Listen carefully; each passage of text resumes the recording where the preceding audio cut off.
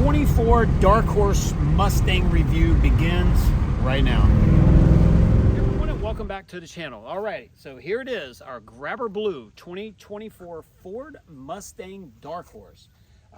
We ordered this with the handling pack, and one way you can tell that from maybe a little bit of a distance, if you don't see the tire size, which are 305s in the front and 315s in the rear, and they are the Trofeo RSs, by the way. You can notice the front splitter. This front splitter here is bigger, and I can tell you, some of this video is going to be why would you buy one and why wouldn't you buy one. So first, let's talk about why you would buy one. If you want performance, if you want the sound, you want the feel, you want the handling, if you just want a car to look like it's going as fast as it looks, this is it. Whatever color you pick, they're all nice. I would say that the black doesn't do the graphics justice, right? Because it's gloss and then there's flat, but it's still all black. Pretty cool though, stealthy looking. The white's probably the most defining between the white and the black. You have that contrast. But I'd say the Grabber Blue is probably a really close second to white as far as the black graphics, which are dark and lighter. One is dark like black, one's more of a gray, but the matte gloss finish really works. Adding a little bit of metal flake to this Grabber also changes it in the sunlight slightly, so it's not just that flat color. But when you're looking at this 24 Mustang, first of all, the front, I mean, just look how aggressive it is, right? And you've got a nice little light show. When you walk up to the car, it'll give you the display. It'll say hello to you, pretty much like right now. But this car is just menacing looking in the front. A couple of things I want to mention by now. You probably already know that this has the dual throttle body, so we do have dual air boxes. You have an air inlet here, or a bug catcher I like to call it. You have one on the other side, and then you see you have this massive opening here in the grill. This gives you plenty of cooling for the radiator, the transmission cooler, and we have a cooler over here, engine cooler, engine oil cooler. Also, underneath this car, there's a big flat area, like solid material under the front and the rear. The car does get a little bit of air up into that space to go across the rear diff cooler. So you'll get the diff cooler with the handling pack as well.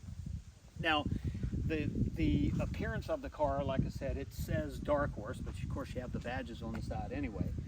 The air extractor here, this lets engine heat out. It also allows some of the air to escape underneath the hood so that you don't, at a high rate of speed, you're not getting a lot of lift. So let's walk around to the side.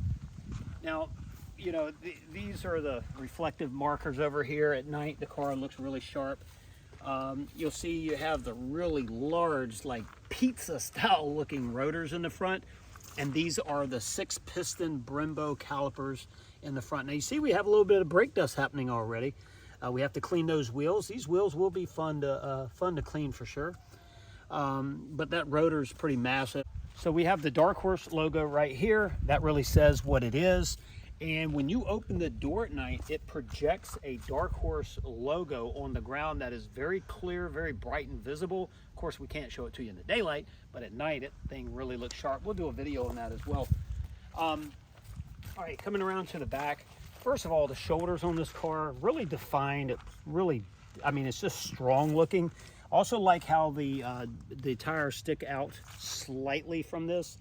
Now the wider tires with the handling pack, by the way. I always want to say track pack, this handling package.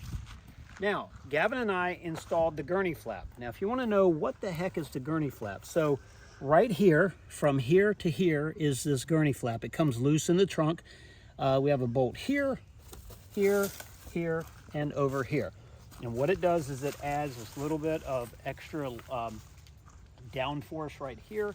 And if you've ever noticed when you're driving in your car, sometimes you'll see like if in the rain, you'll see the rain swirling toward the back. That's why this is cut out. The air's starting to roll off the top of the car and roll through here. This gives it downforce, so at a high rate of speed, we're keeping the rear planted very well. I think this car is very balanced in that way. Now, Gavin's going to try to show you down here. Sorry about the leaves crunching. This is the diff cooler back here. So you'll see this cooler that runs through here. Air basically gets underneath the car. Can you see that, Gavin, right there? I gotta tilt the camera. Yep. You see my shoes. But what happens is you get the air coming out of this area here, and that really cools it down. So we have oak leaves. 'Tis the season, you know, the fall of the year, pumpkins, things go, anyway. All right, so right here we have the 4-inch exhaust tips. These are pretty massive, right? I mean, that's huge, kind of perspective there. And I'm starting to freak out because the wind's blowing and we have acorns hitting the car. That's just not cool for me. But anyway, we either have crowds, music, or acorns. Doesn't matter.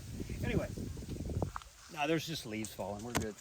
But you can see the car. I mean, look at what it looks like here. It's just really awesome. Let's look inside of it.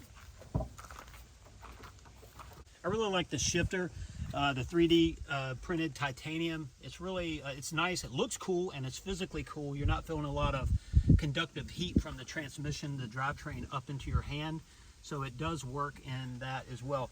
Now, the Darkhorses have a chassis number, and this one is R1781. Now, one day, if I don't own this car, someone else owns it, and you're watching the video, you might say, hey, that's my chassis number. Well, this is your car then. We'll see. This could be a short-term ownership, which we originally planned, or it could be long-term. Who knows? I like this car. So, see the door panels here? I do love the different texture, a little bit different color. The blue stitching pops out. It's a really nice surface. The carbon fiber look right here adds to it, and Gavin can kind of show you the details on that. Now, we've had the car almost a week and we haven't washed it, and we have used it. It's been in the rain a couple times, so it's a little dirty. Gavin, are we interested in seeing the engine? Yes. Let's do this. Go ahead and take a look around the front here.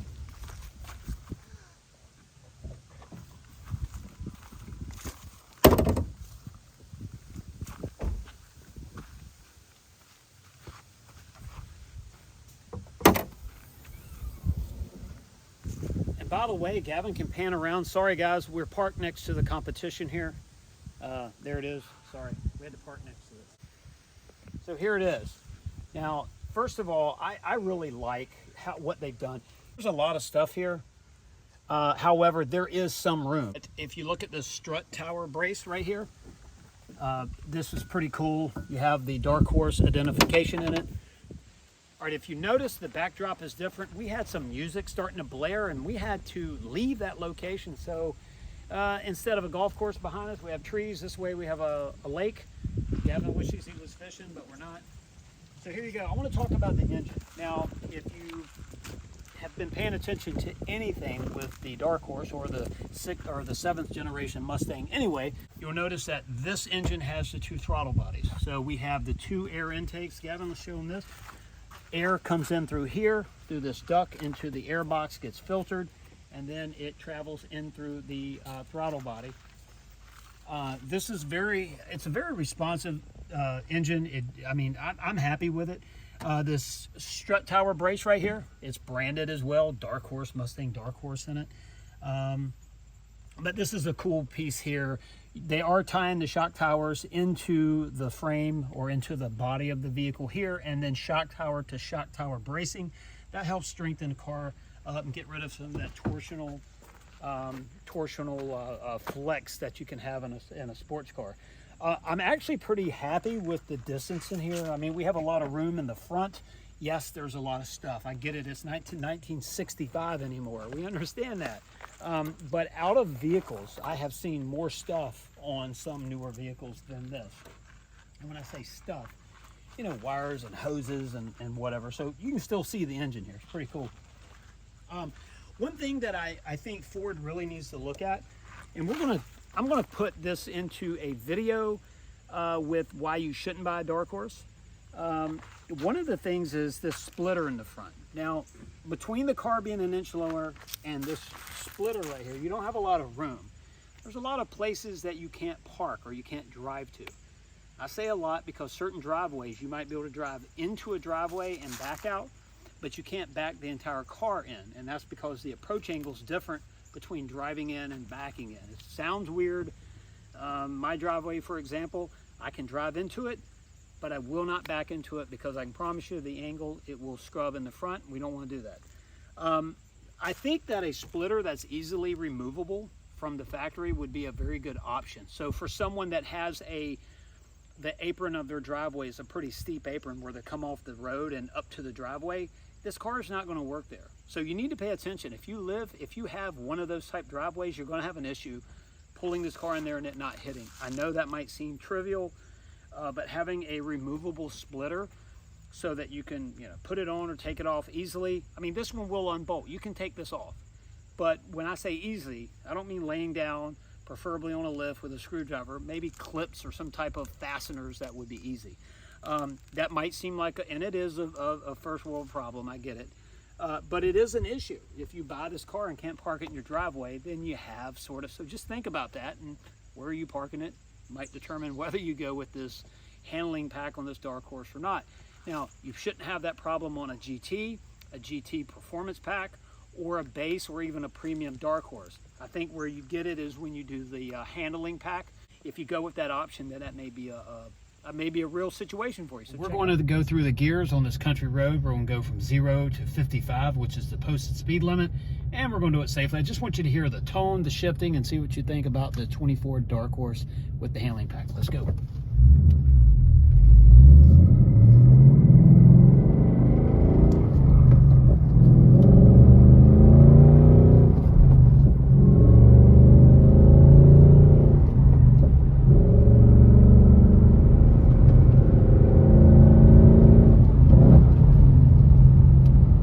All right, everyone, this is the review of our 24 Darkhorse Mustang in Grabber Blue, metallic Grabber Blue, by the way. Gotta say, I do like it. I like the Recaro seats.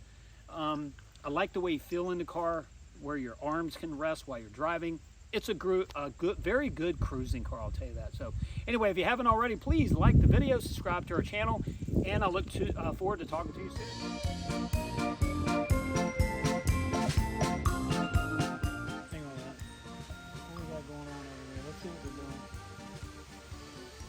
Because, well, just a few days ago, we got our 24 Mustang. Hey everyone, and welcome back to the channel.